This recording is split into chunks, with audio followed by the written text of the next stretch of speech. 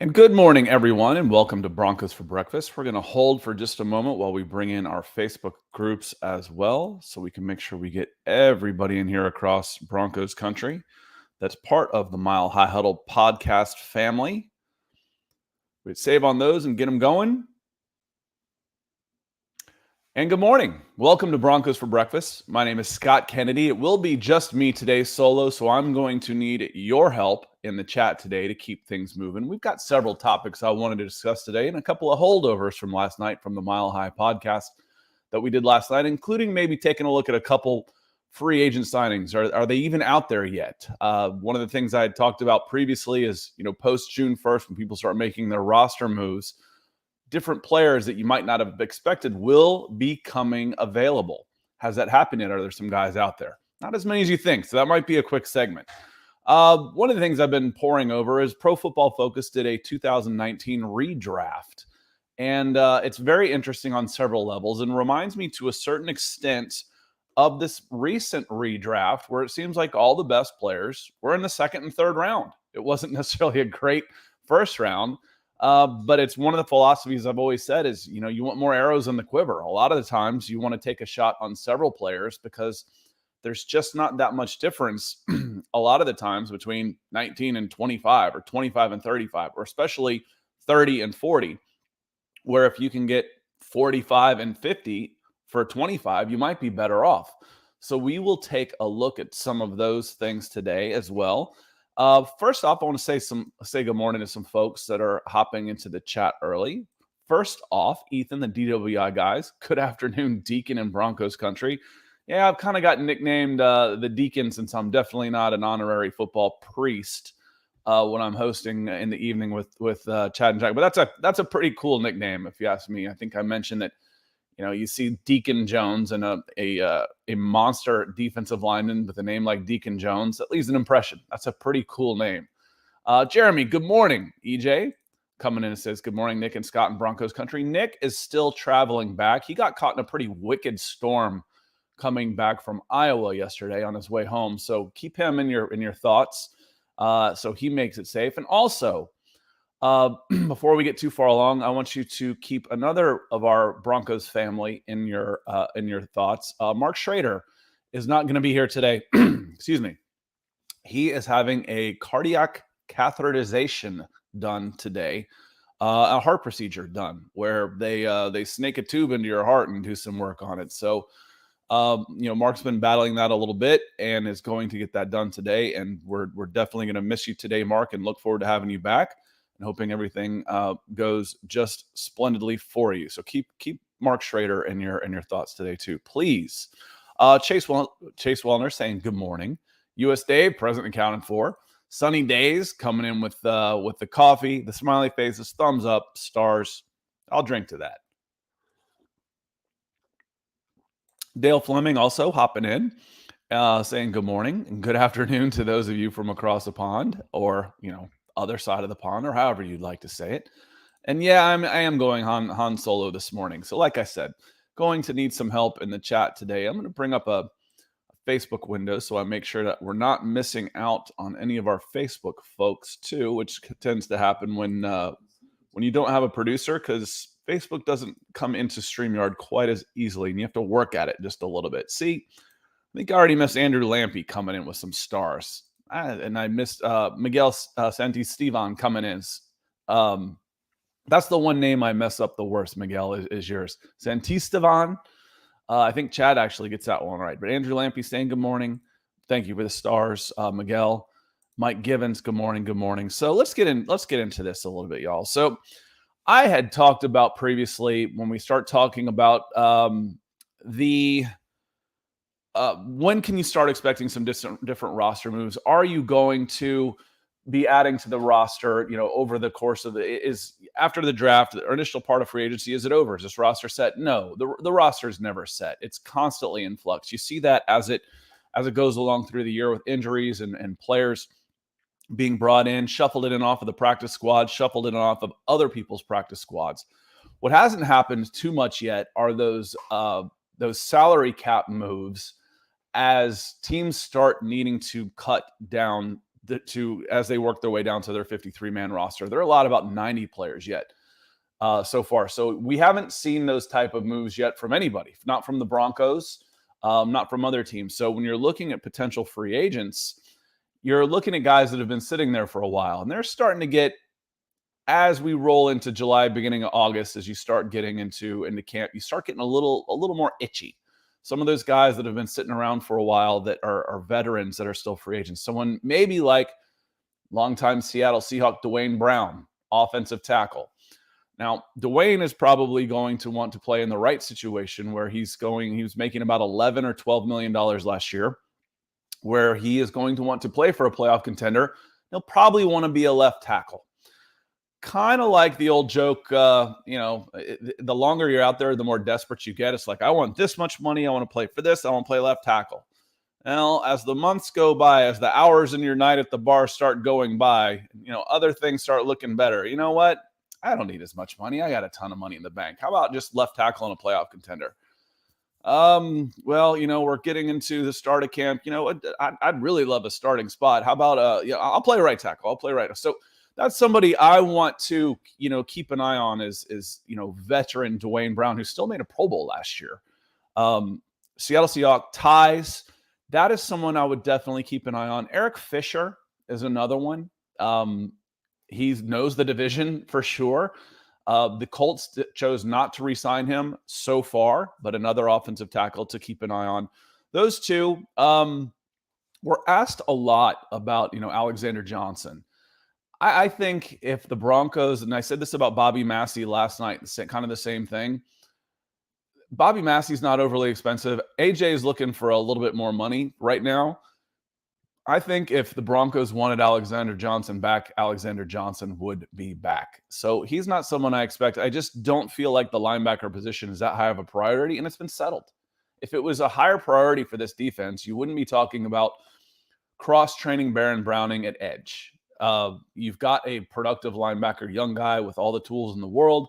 You would not be talking about cross-training Baron Browning at edge if linebacker was a higher priority. I think they feel pretty good about the linebackers that are already on the roster. I do too, frankly, for this scheme. I'm a big fan of Jonas Griffith and his upside. There's your upside guy. You got your steady veteran in Josie Jewell. You got another steady veteran in Alex Singleton. So I think they're fairly well done.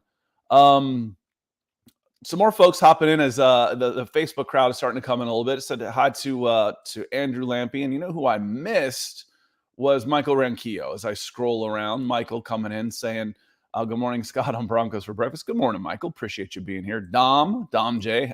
Jaramillo coming in. Appreciate you being here too. Let's see. Try not to miss anybody, but as you start dual screen and stuff, if I do, I apologize. Mandango Dan's got my back on this. He says, "You've got this, Scott. Good morning, Broncos country." Yeah, I've been with y'all a little over a year. I feel a little better doing this solo than I did probably a year ago. I think y'all are like an extended member of the family, and I know the Broncos probably better than the Braves or the Auburn Tigers, who are in the College World Series right now. Definitely better than the Auburn Tigers. I can name more Broncos than Braves players through their systems right now. So feel pretty good about this one. Kenneth coming in and saying, good morning, KB. And Lawrence says, what's up, guys? It's tough figuring out the kids right now, but I still love you guys. And hopefully I can get things settled and watching the episodes fully again. I miss. Yeah, Lawrence. Lawrence has, if you want to, put the news in the in the chat again. He's had some big family moments over the course of the last week or so. I know he's been keeping busy. We're about 10 minutes in. If anybody has any questions about free agencies, I'd be happy to click on them. It was Robot of Doom on Twitch yesterday came in and was kind of asking, a follow-up to my statement that post June 1, you'll start seeing players become available. I don't think it's really happened yet.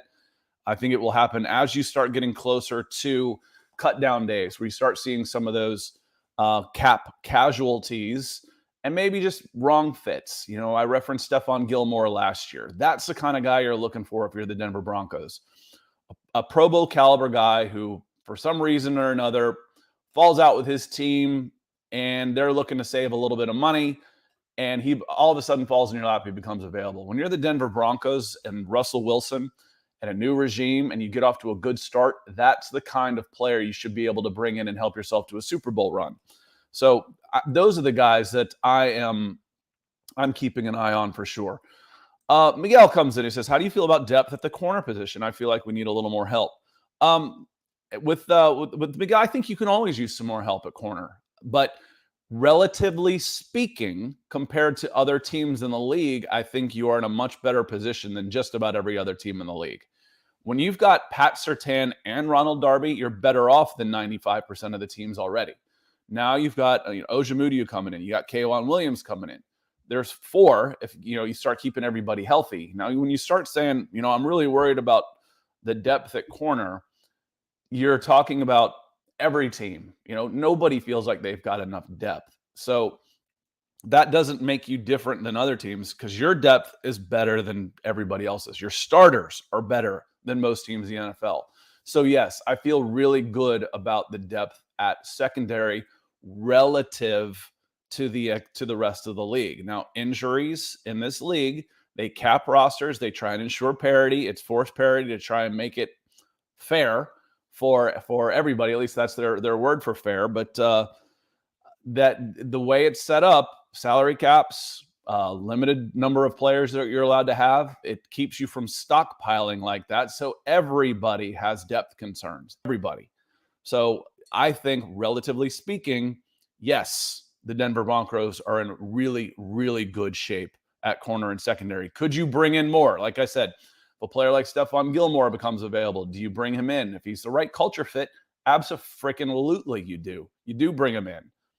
Excuse me, I'm going to take a sip of coffee real quick. I encourage everyone to do the same while you're listening at home. All right. Chase comes in. He has a question. Do we have a particular position needs targeted in free agency? At this point, you're looking, can you upgrade? Not necessarily a need. You're fairly well set. Would I like to see a more sure thing at right tackle? Yes. Would I like to see a couple 300-pounders on the defensive line that have a little bit more of a track record? Yes. Are those glaring holes right now? Not necessarily. I think they're okay. Those are, again, we're diving into the luxury side of things. And right now at this point, when I'm, I talk travel baseball a lot. When you've got 12 kids on your team as a 12U team, you're pretty well full. If I'm going to add a player, I'm not going to add a player who's going to be the 13th player on my team. I want to add a guy that's going to be a top 5 guy. So when you talk about needs, yes, you could use some depth. It's a little bit different in this case. But again, if someone falls in your lap, you don't have any needs, any starter type needs. You can always add depth for sure. Kenneth says, why do people think the Broncos and Russ will have growing pains? He seems like a guy who does so much homework on his teammates that he has game film of you when you were playing Pee Wee football. That might be true, Kenneth. Why will there be growing pains? Because it's tough to run an offense. And being all the prepared in the world, I immediately think of Mike Tyson's, pretty famous quote at this point. Everybody's got a plan until they get punched in the mouth. And it is hard to run an offense. That's why every rule of the last 50 years in NFL football has benefited the offense. It's difficult. It doesn't always look that way because of all the high-scoring games. But again, that's because of the rule changes. The pass blocking that you're allowed to do, the bump and run coverage, the defenses where you're allowed to hit the quarterback. You don't get quarterbacks that survive until their mid-40s. 20 years ago, it doesn't happen. But they've turned it into a definite passing league, but it's still difficult to play and to get in sync on offense. I've said this before, but if you've ever gone and watched an all-star game, a Senior Bowl, for example, if they so much as change the center or quarterback, it takes a good half a dozen snaps to even just get that right, just to get the center snap exchanged correctly. Because the offensive line guys are jumping off sides. They're moving. The cadence is different. Everything changes, and it takes a dozen plays just to get a snap off. And these are, guys who have been playing football a long time. So it's difficult to play offense and get because in offense, everything has to go right for the most part. Yeah, there's busted plays. I know there's the exception.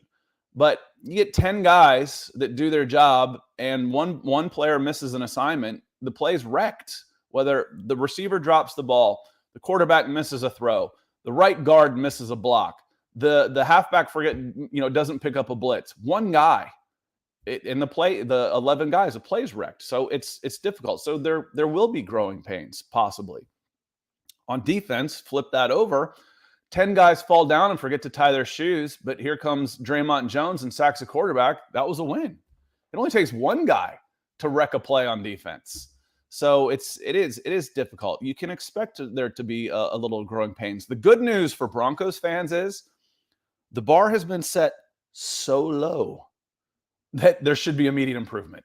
The bar has been set so low on offense, excuse me, the last 5-6 years, that there should be improvement. Even growing pains, you're still growing. Yeah, are there growing pains? Are you going to be, you're the 13-year-old kid whose knees hurt because you just grew 6 inches? Yeah, but you're still growing. You're still bigger and badder than you were a year ago. You're still, bigger, faster, stronger, and all those things. So yeah, growing pains make sense, but you're still growing. Now, is there any chance in hell that this team goes backwards from last year? Never say never. But I will be absolutely shocked beyond belief. It's really unfathomable that this team doesn't improve on offense first snap of this season, that they're not better first snap of the season. Got a super coming in from Anthony Edwards. Appreciate you, Anthony, coming in with a super. Coming in yellow. Says, good morning, Scott. Love the show. Do you think we could pick up Ndamukong Suh? Possibly he takes a little less to play with a contender. I would trade him out for Mike Purcell in a heartbeat. Let me take a slug of coffee and then we'll get into that one a little bit. Anthony, I think Ndamukong Suh makes really good sense on a spreadsheet in a Madden football game. I don't know that he makes so much sense in the real world. He is a big personality.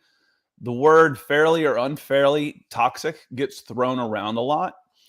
This is a kumbaya, happy-go-lucky team right now with fairly established leaders.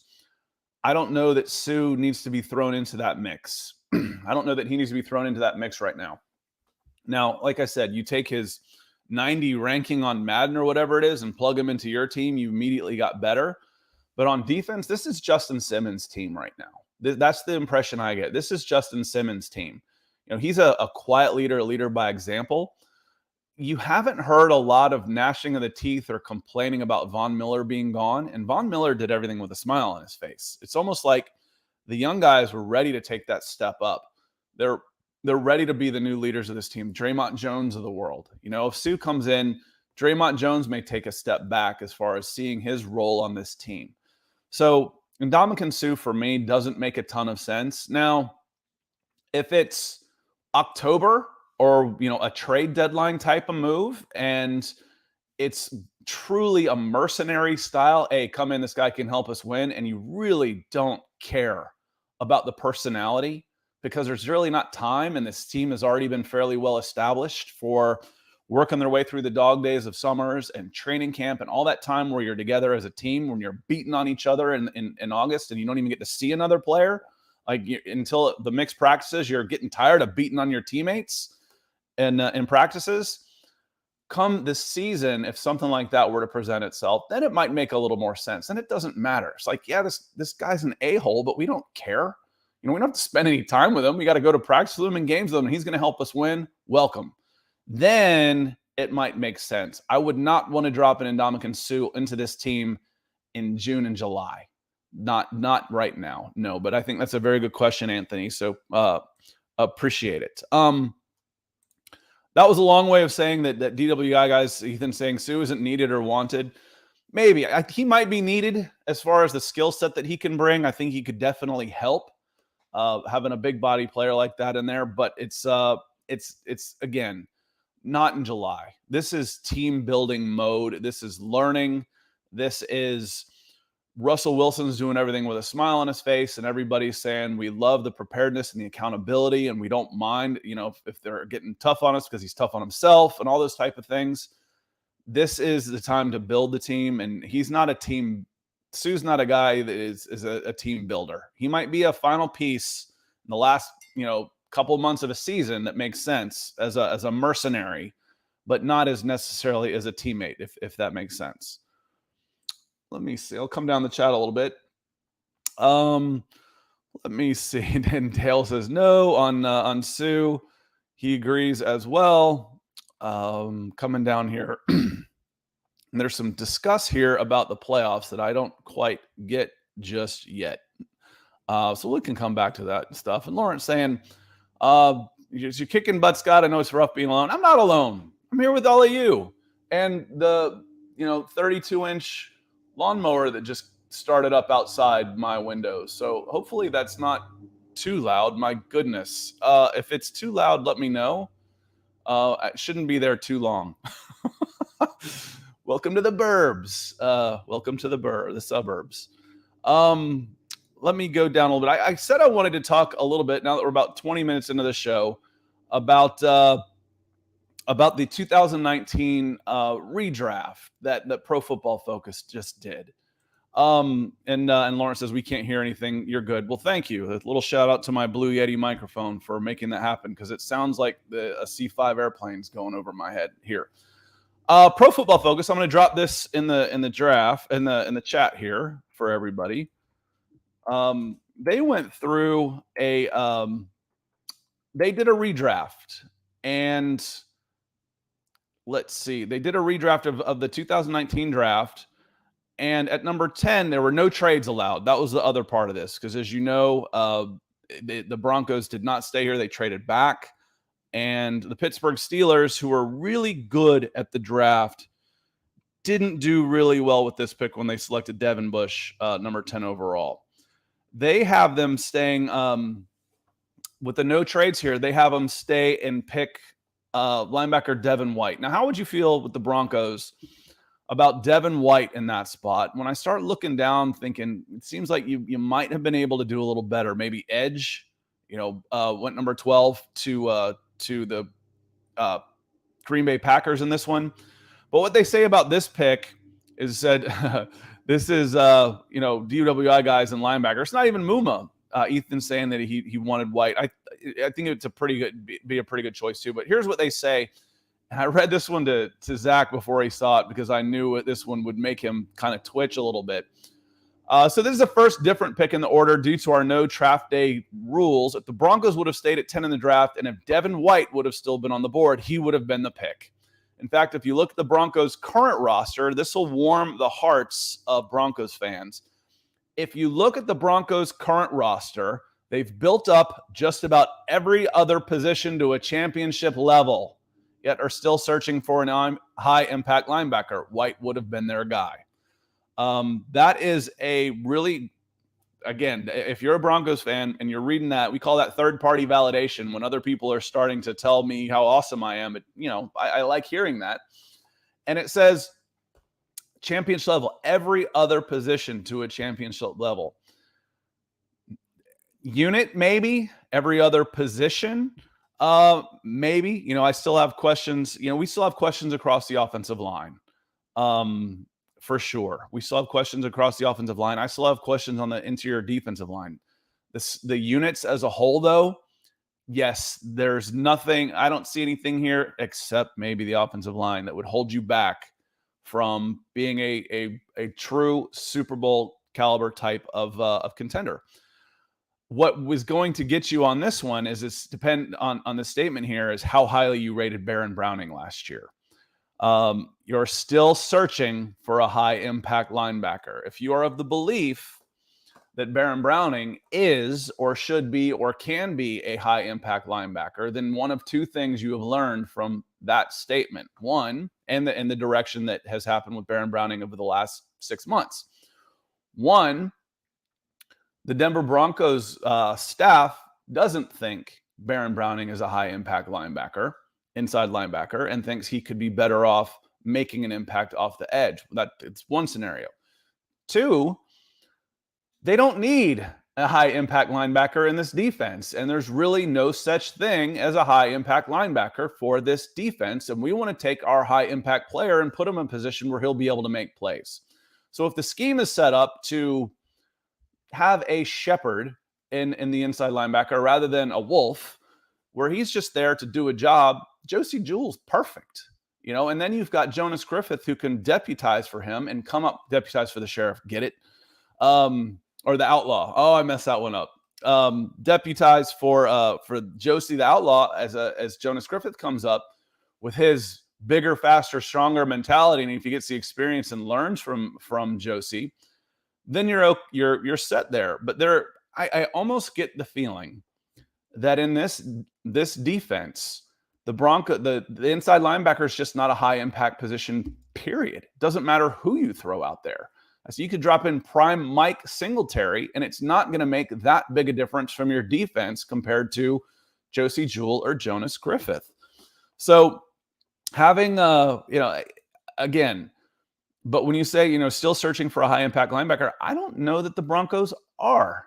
They've got what the guys they want. They had a chance to go out and get different players. They had a chance to go get Bobby Wagner if they wanted Bobby Wagner. They had a chance to draft higher if they wanted to go get some of those players and think they need an upgrade at the position.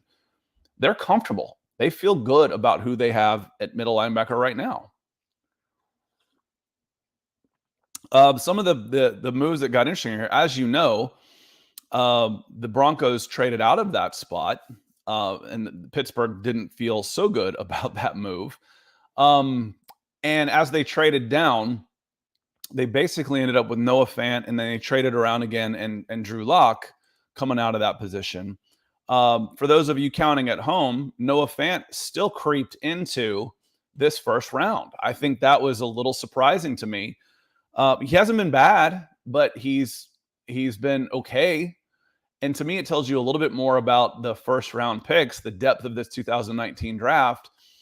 If 3 years later, Noah Fant's still a first round pick, one, that tells you that it wasn't a good draft. Two, it tells you a little bit that, did the Broncos, did Seattle get a really good player here? We'll find out. They picked up his option, and we'll see, if Noah Fant ends up being a 1,000-yard guy for the next 10 years, we'll know that they got that was a sweetener in the deal that turned out really well for them. But he had this PFF article that I dropped into the chat had the Patriots taking Noah Fant at 32 and says he hasn't been a major difference maker yet in the NFL. Well, scroll back about 15 minutes when we were talking about the offense of the Denver Broncos. But he has been consistent, racking up over 500 yards receiving in each of the past 3 years. This could also have stopped New England from spending all that money on Jonnu Smith and Hunter Henry 2 off seasons later. Could have, maybe. Again, these things are kind of fun as far as what could have been, should have been. Y'all have watched me long enough that, and I my memory on these things are pretty good, that I don't grade in hindsight. If and I try and repeat myself on this. So, I was a long believer that I would have taken Justin Fields number 2 overall. If he ends up busting out of the league, I'll own that one. That's just part of it. That's part of the accountability of what we're doing here and trying to build up trust with your audience. So these things can be fun, but I don't want to look back and say, oh yeah, DK Metcalf at 62, you should have taken him. Man, 32 teams passed on DK Metcalf. AJ Brown was at 51. You should have taken him. No, the draft doesn't work like that. That's not how, when you're in the moment, guys develop at different rates. Who they are in 2022 might not have been who they are in 2018 when you're going through the draft process. It just doesn't work like that.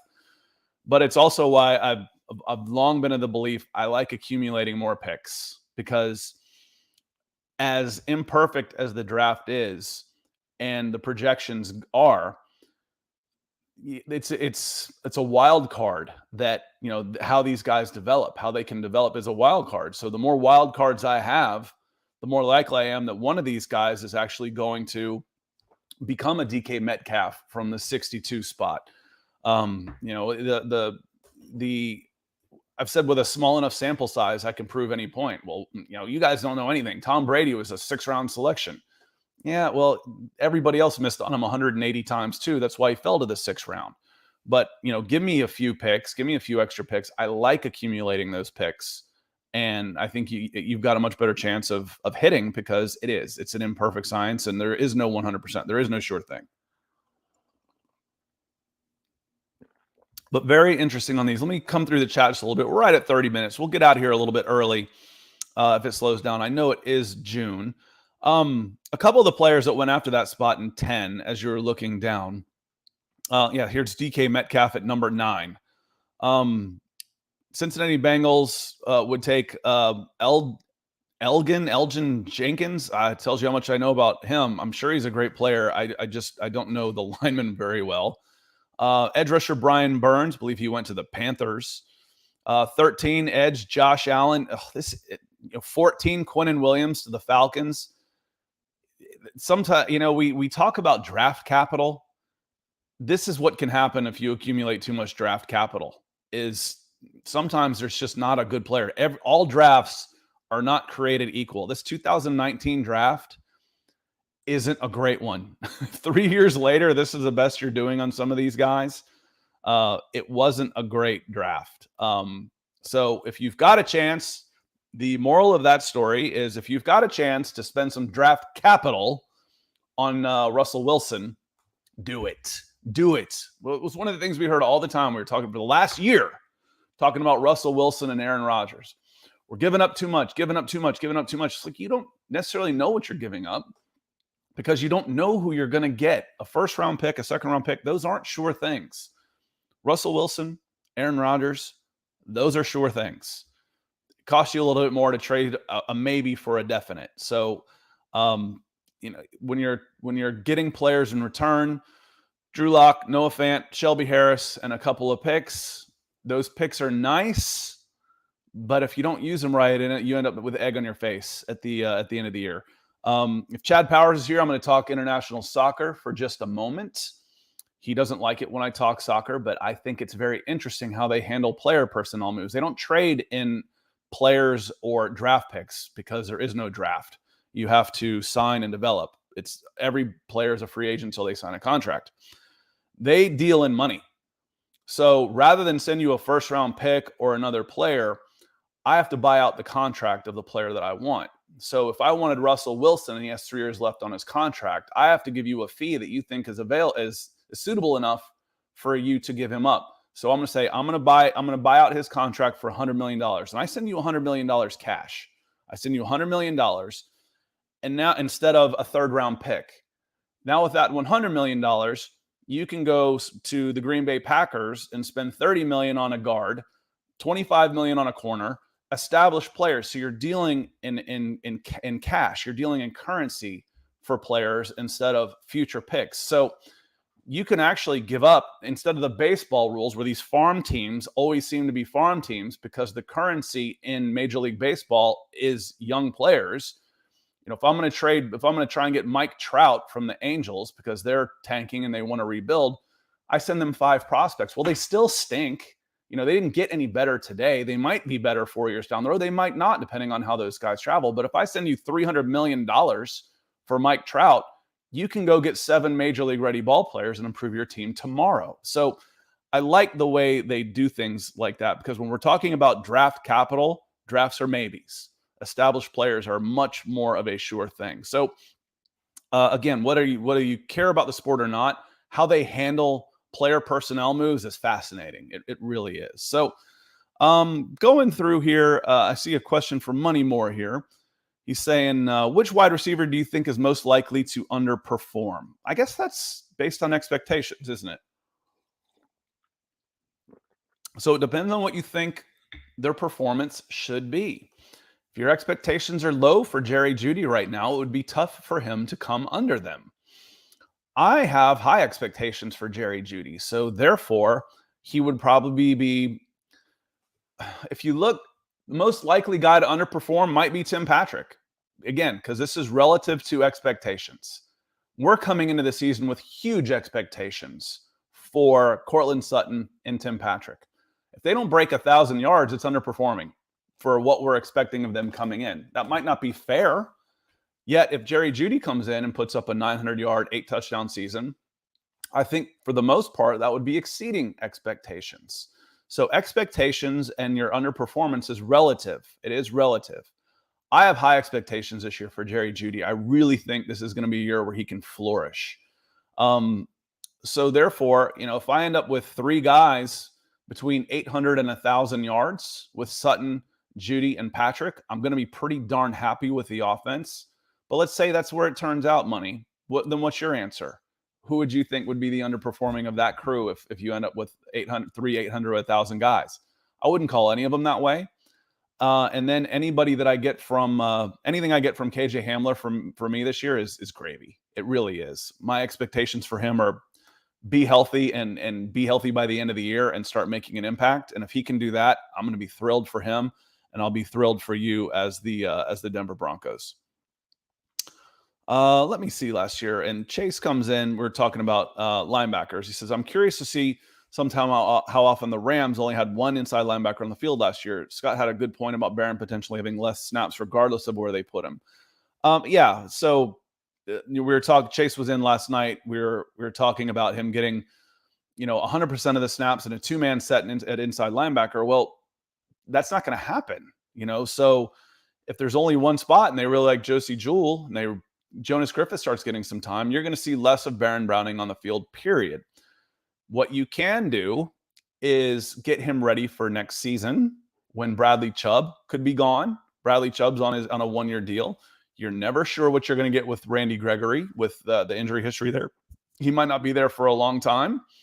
He could be injured. Bradley Chubb's got some injury history.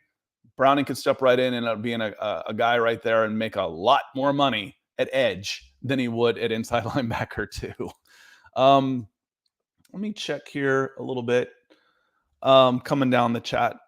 Appreciate you hanging with me. I know this part when we start doing this can be a little bit annoying for those listening at home. Hit that 30-second button. So let me see. Just talking about the trade made picks of Fant and Drew look better and more valuable. Yeah, it did. Being able to throw those guys in there, and if I'm getting this, if I'm reading into this the way I think, having those guys go to Seattle made it so you didn't have to throw in another first-round pick or that. So trading in more picks, and you got your quarterback, so you replaced a quarterback 1-for-1. Then everybody started talking about how are you going to replace Noah Fant? And I swear everybody just forgot about Albert Okwuegbunam. I mean, if the Broncos saw a huge difference between the two, they wouldn't have sent Fant. I think if reports are accurate, Okwuegbunam was offered first. The Seahawks said no, we'd rather have Fant. And they said okay, you can have Fant. So. And Saki Grano comes in and says, are you kidding? Star players in world soccer go for much more than $100 million. Yeah. It's when we're talking about, the money that gets spent, for players, it ends up being really silly money in international football. And that's why I said 300 million for Mike Trout to try. And if you're the Yankees, we're going to send the Angels $300 million. That's what they do in international football. Mike Trout would go for $300 million cash. But it is sort of zero sum because their sales off. So I might buy a guy for $200 million, but then I've got players that I'm not keeping, just like drafts where I might have traded a 1, but I got back a 5 and a 6, and I took that 5 and a 6 and I traded it for a third. So I didn't really lose that much. So I might spend 300 million on this guy, but I've got guys at the back of my bench that I've sold 5 of them for 25 million a piece. So it ends up balancing stuff out. But again, the different ways that these different sports handle player personnel is truly fascinating. On that note, y'all, let me see. We're about 40 minutes here. If you have any more last questions or anything, get them in, and I'll hit them. But then we'll get out of here probably about the 45-minute mark. Falling Sloth coming in says, good morning, Scott and Broncos country. Good morning, Falling Sloth. Glad you're here. And I said, if you could trade Jerry, Judy to Seattle. Would you want DK or Lockett? Um, I am a little more biased towards a bigger receiver. I would probably want DK in this one. I like his physicality, but to be honest, their production levels are similar, and I don't watch them enough. But I would probably just off the top of my head go DK Metcalf. In this redraft, DK went number 9 overall to the Buffalo Bills. For a guy who went in the 60s, I think he was the very back of the second round. He went 62, I think, in that neighborhood, and he went number 9. Lockett would be a guy like that. Would probably be a top 10 pick in this draft too. So again, it comes down to personal preference. I like the physicality of DK Metcalf. Bigger, faster, stronger. That's going to be my bias every time until I see the exceptions. OBJ to me is an exception to that rule. Those types, Jarvis Landry types, are exceptions to that rule when we're talking wide receivers. But give me Calvin Johnson, give me Julio Jones, give me AJ Green, give me Andre Johnson. The bigger guys are typically where I go. Let's see. And Timbo Slice coming here, Stone Cold Tim on Twitch. And then we'll get out of here saying the only player that hurt us in that trade was Shelby Harris, but he was underperforming too. He was. And, I agree that Noah Fant was replaceable for sure. And it'd be nice to have Shelby Harris in this one, but he ended up getting replaced in free agency then. So do you have an upgrade there with DJ Williams in free agency? Who will also move inside at times and play defensive tackle and end. He'll be bouncing back and forth. So he was replaced, and it was a similar amount of money. So did you upgrade in that spot? Now, it would have been nice to be able to have them on the line together, a couple of, move them inside, have a couple of 3-4 ends or a couple 4-3 defensive tackles, depending on how you want to line up, what type of system you want to use. But when I look at Shelby Harris and Draymond Jones, I start looking at the guys that were next to them. And you go into this thinking you're going Von Miller and Bradley Chubb, and that didn't happen. Mike Purcell was okay. I think he was paid about as much as your punter and kicker last year. So what you got out of him is probably what you expected. When you're in a 3-4 scheme, it's a dog position, man. The ends, their entire job is to eat 2 blockers. That's what they try and do. It's just the 3-4 guys that see if you can occupy the 5 offensive linemen with 3 and free up everybody around you to make plays. So it's tough. And if the guys around you aren't who you were expecting, it's going to make you look bad because you're not going to have any numbers because your job is to just sit there and hold guys.